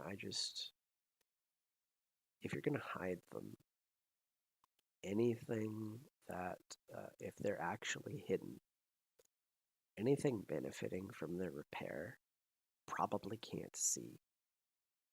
Maybe it can, but it probably can't. So, or you have them exposed. But I understand, like, you can have the ship just outside of 5, but on the table, they just don't seem to work out. Like I say, I just haven't gotten any real value out of them, so I don't take them. I did try to use them to replace the California, but I didn't need the California in the first place. All right, schemers and subs. 4 selections total, 2 in each. This art is the concept art for the John Henry. John Henry, our Colossus. He's glass fragile, so what's the legend of John Henry? He was a very strong steel driving man, worked on the railroad. And finally, they got a steam drill, and they were going to replace him with that machine. They're saying, "Look, you think you're all that, John Henry? You're nothing compared to this machine." And when John Henry Dewey said, "I am going to die before I am replaced by a machine," so he gets into a contest with the steam drill. He lays more track than the steam drill. Like he drives more steel essentially than the steam drill. But he dies in the process, right? And so that's something I'm kind of butthurt about, is the man that would rather die than be replaced by a machine and died to show that he was almost irreplaceable, is replaced by a machine. And very appropriately, the John Henry is ridiculously fragile. So after it drives its steel, it's probably going to die, like the real John Henry. I think it's a PR nightmare. It feels very like kind of dark Union to me. Like here's this American hero that is actually against many of the things that the Union is for at this point in the alternate history. Industrialization, mechanization, technological advancement.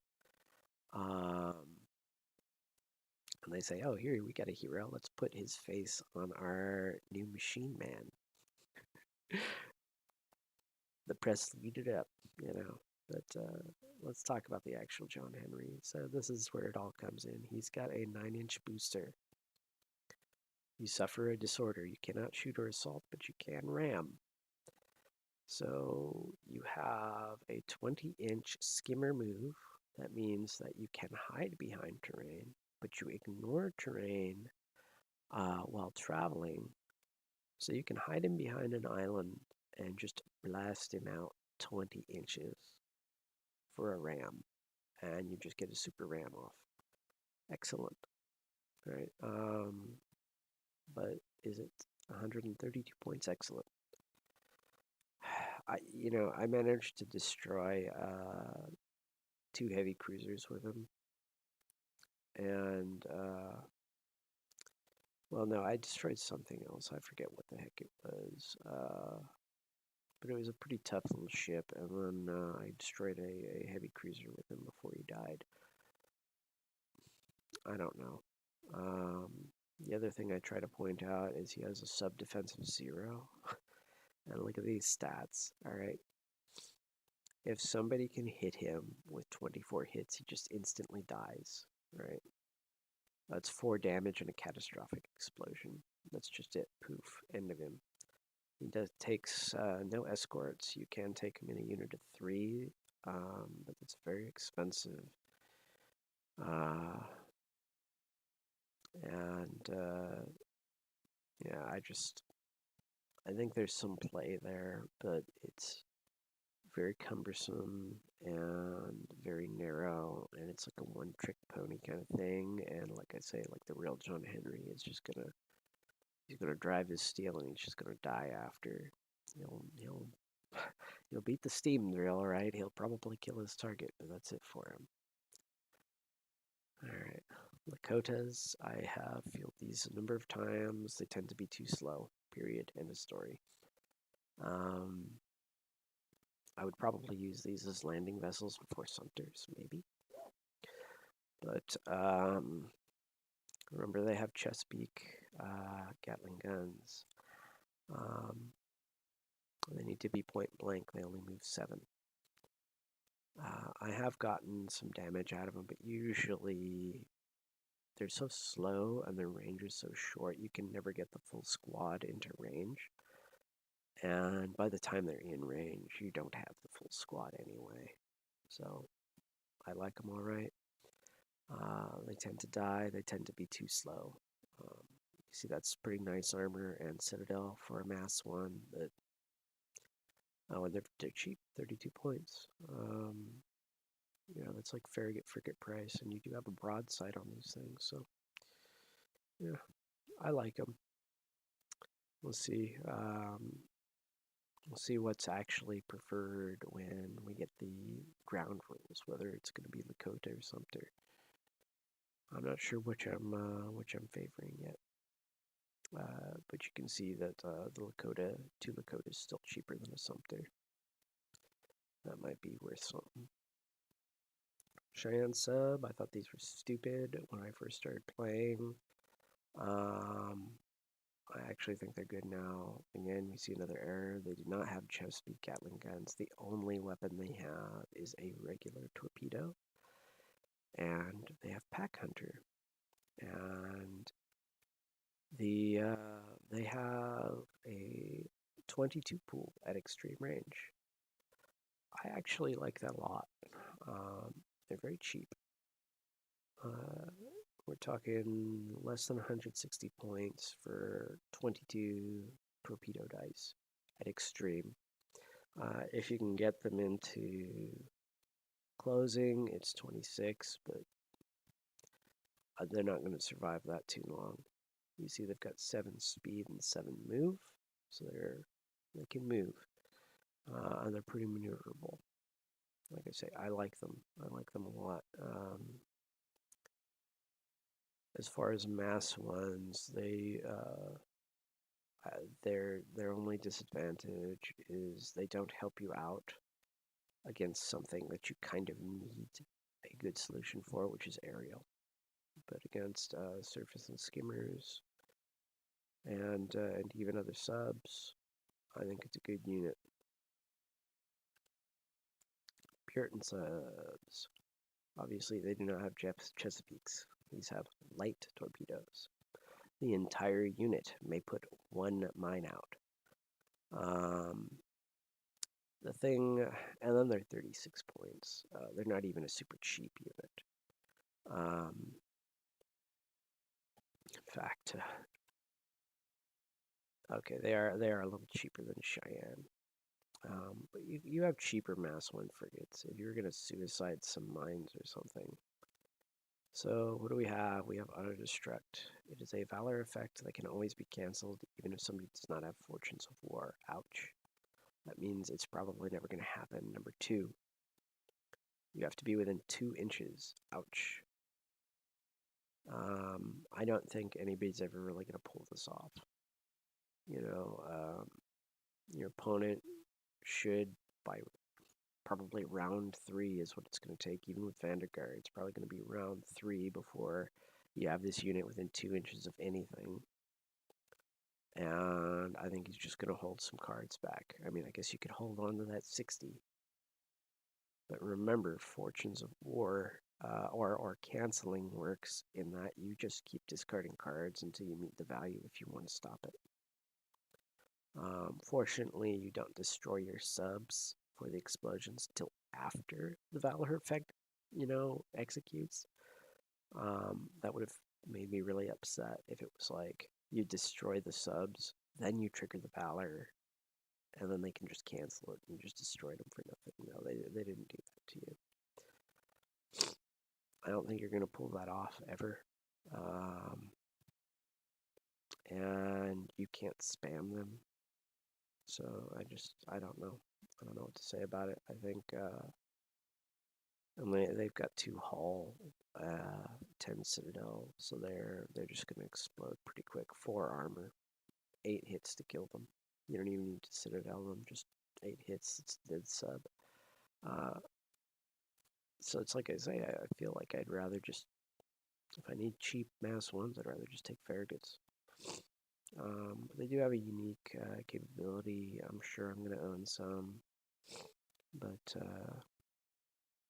like I say, I don't see them working out too well. I'm going to try and test a few games out to see how they work in real life, but I just don't expect it. And those Sperry's, not that much. All right, aerial units. This is another place that I have limited experience, unfortunately. Acron. So here's the thing, whereas an Acron escort is 15 points and nearly indestructible until their escort dies, and they provide a lot of benefit to that escort. These are 30 points, and again, this is another 8 hits, kills an Acron. They have some cool abilities.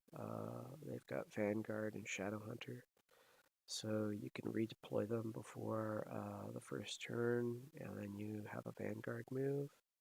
Cool. Power slide, who cares? Now, any target within 20 inch of this unit gets extreme and homing if it's an aerial weapon. So they can grant you homing, which is reroll blanks on aerial weapons. I say that because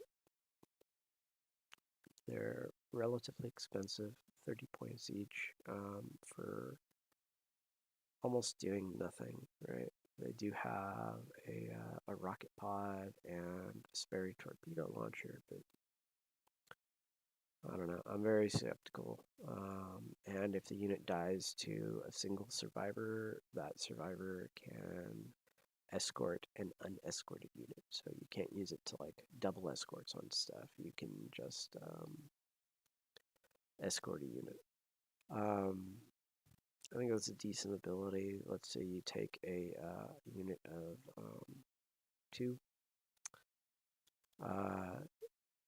You should be able to, depending on the timing. Sorry for being unprepared. Let's just take a look real quick. We're at the end. We're dealing with stuff I don't have experience with. Anybody that wanted real insight, you can tune out. So let's look at the what's the timing? At the start of the activation, yeah, no, that's never going to work out. At the start of the activation, they're going to be dead. Okay, Constellation. So this is potentially a flagship. You can see it's only 132 points. The stats are not bad. It just does not have a lot of crippled hull. That is the story for all of our ships. And we've got dirigibles. So magazine explosions deal an extra damage. Ouch. All of our blimps have flak 5. I hate flak 5. I hate it. I hate it. I hate it. Flak 6 means you should expect 1 success, right? Mathematically.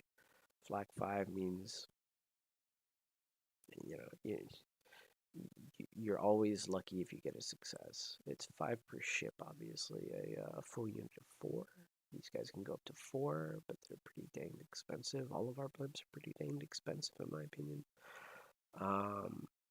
Would get you 20 dice, which is like 3 mathematically successes. Notice the triangles. Their weapons only face forward. And they're only gun batteries. And they have focused gunnery. As I said before, a regular gun battery and a heavy gun battery is all you need to, I think, get a critical on a cruiser. And with focused gunnery, you know, it's nothing to sneeze at. If that's really what the math works out to, and it has been in my experience, 2 of these ships should be able to cripple another cruiser. At closing, obviously. But I don't think they're bad. The incendiary bombs, I've seen other people try to use the aft bomb run kind of weapons, and it seldom works out. They usually do some weird thing, like they park the vehicle right in front of their target, and then next turn they do like a weird turn or something like that, or they'll just turn and they'll just like power slide the freaking I don't know how to describe it. Like, they'll just make a weird turn so that if they like barely have the line in their aft, they can hit something kind of in front of them. I don't think much of them. Maybe they're good, and I just don't know it. Patriots. I used to use them a lot for the Naval.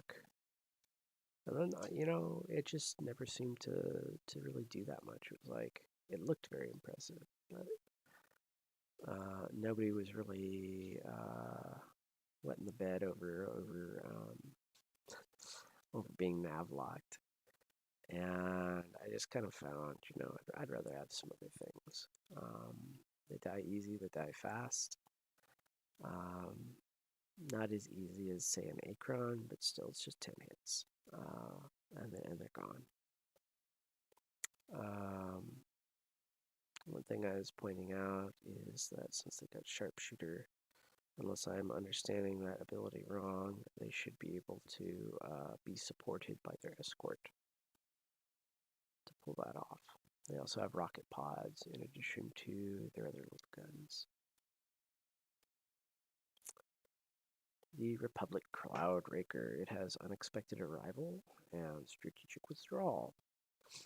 Now, it also strangely has Linear Dash for some reason. These have aerial torpedoes and flak and dual magnetic Gatling guns that are going to be, remember, if they use Unexpected Arrival, they're going to be using a crippled weapon profile. Yeah, I'm not sure. I have not fielded them, but I just don't really, I can't wrap my head around how you would want to use them. They kind of seem like a mess. My understanding is that also that aerial torpedoes cannot hit subs because they have the aerial trait. If I'm wrong about that, I'm wrong about it. But like I say, I think these are the only guys that get them, and I haven't fielded them. Ticonderoga, I think, are very expensive. They are, again, are possibly pacifier assault ships. They only have rockets. They might be okay pacifier carriers because they're faster than Saratogas. They're, in fact, 2 points of speed faster than Saratogas. They move 10 inches. But I have not gotten them on the table to see if that 10 inches makes it so I have a good selection of pacifier targets in the operations phase of round 2. I just know Saratogas are too slow, period. Too slow, too easy to avoid. Very, very easy to avoid a Saratoga dropping pacifier in you in round 2, but I think the Ticonderoga might be able to do it. And that's the other advantage of an America, by the way, is they're relatively fast for having pacifier. They're not as fast as an independent, but they're faster than pretty much everything else that gets pacifier assaults in a flagship form, besides the Ticonderoga. I think the Ticonderoga are probably too expensive. I think I would rather, because think about this, right? One Ticonderoga is 131 points. What do I get for plus 9 points? I get 2 FAR points, right? Those FAR points are almost certainly going to have a target round 1. They're almost certainly going to have a target round 2. I don't know. And, you know, these guys, they have 1 more point of armor than the FAR point. They can move, but I just don't know. I don't know about the Union Flyers. I actually think if I was going to take Flyers, Constellation's probably how I'd do it. That focused gunnery, and like I say, light gun battery, heavy gun battery, tend to be enough in my opinion. 123 points, not so bad. Would I rather have Yorktown? Hell yeah. They don't have focused gunnery, so they don't get the reroll blanks, but I think the other heavy gun batteries will more than make up for the dice I'm missing. Plus, front arc only guns. We do have a turn rating of 5, but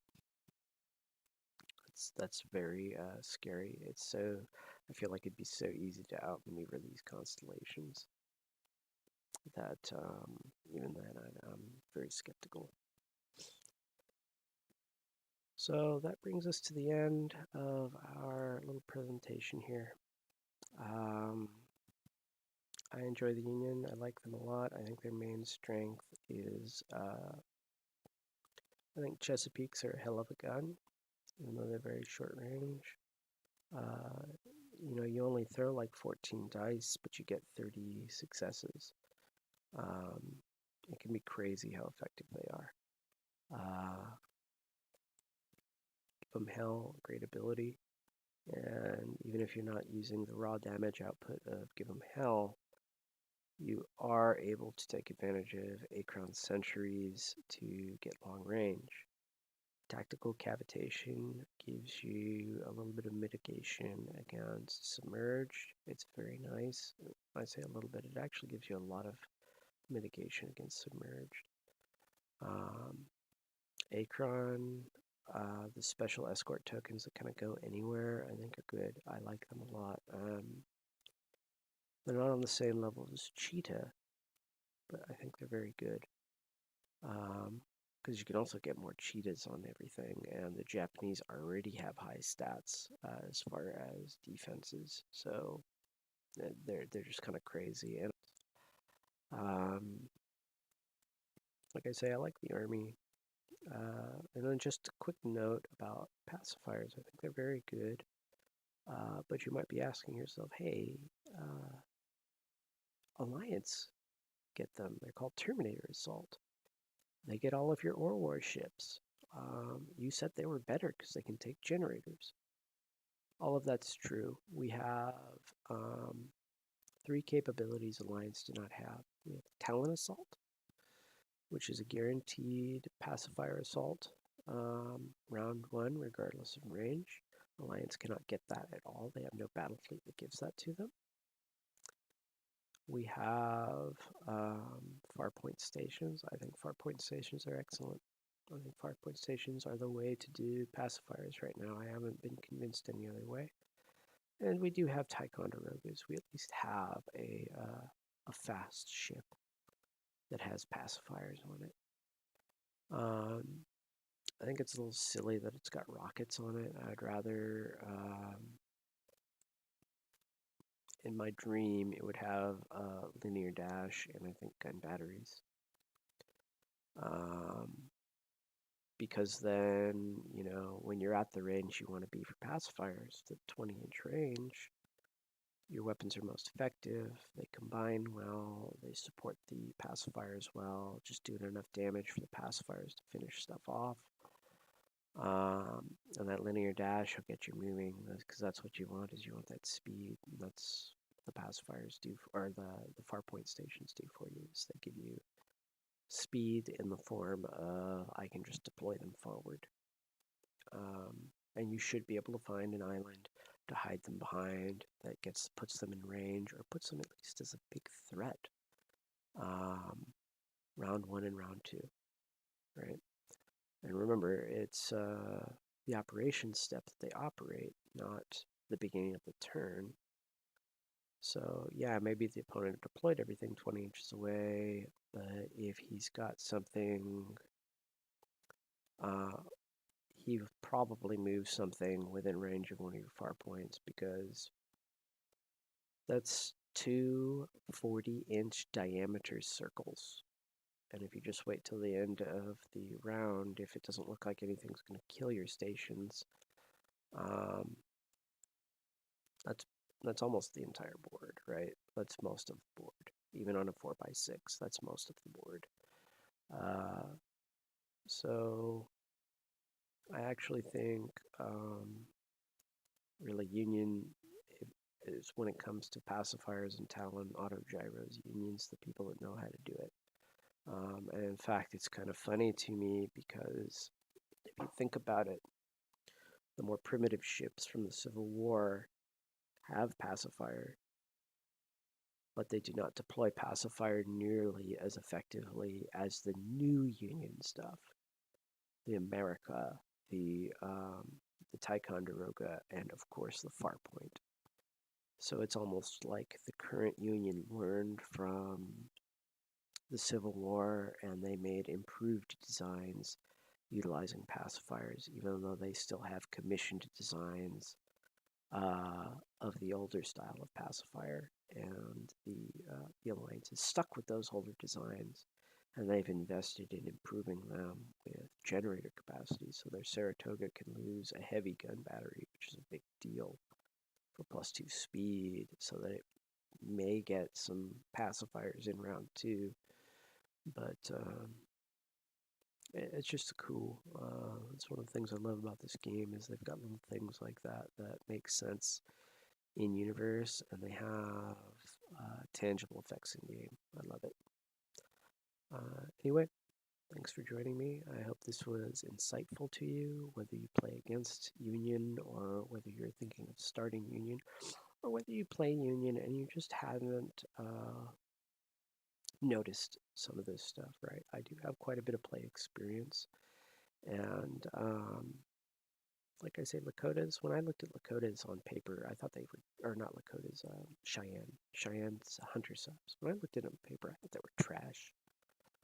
And then I actually got them on the table, and I said, no, these are pretty good. And then Lakota is something that on paper I thought was great, and on the table I just couldn't make them work. They were just lacking a little bit of speed, and they were such short range. It was a problem for them. And then Destroyer is Defiance, right? Wow, you can get so much DPS out of these guys, but that just makes them an easy target for your opponent, right? And an easy, if your mass ones are or an easy target priority for your opponent, they're just dead. You want mass ones that are hidden tigers, right? Like Cheyenne, right? They're at least cheap enough that if my opponent is scared of the Cheyenne, they have to expend enough to destroy them that I think they're still worth the points. So, like I say, like Union, the last bit of advice I have for Union is make sure that you use all of your special rules and all your special capabilities to the max. That will help ensure that you're not overpaying for your ships. And that's advice for any